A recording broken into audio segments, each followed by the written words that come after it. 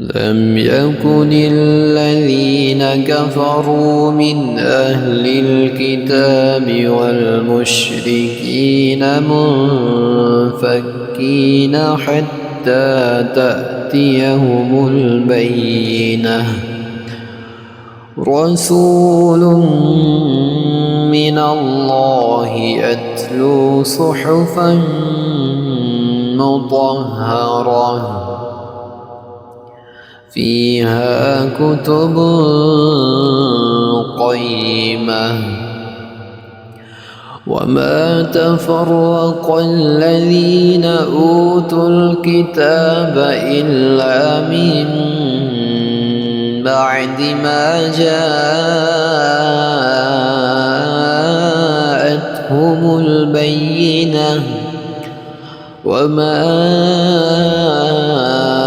أمروا إلا ليعبدوا الله مخلصين له الدين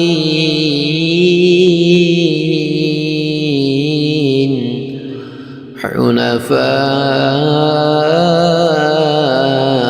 ويقيموا الصلاة ويؤتوا الزكاة وذلك دين القيمة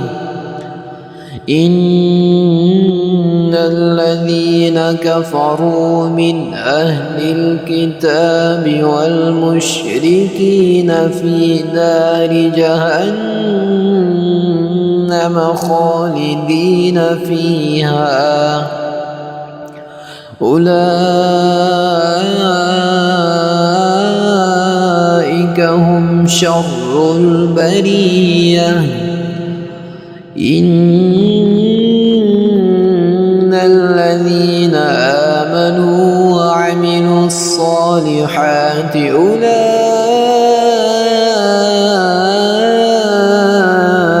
هم خير البرية جزاؤهم عند ربهم جنات عدن تجري من تحتها الأنهار جنات عدن تجري من تحتها الأنهار خالدين فيها أبدا رضي الله عنهم ورضوا عنه ذلك لمن خشي ربه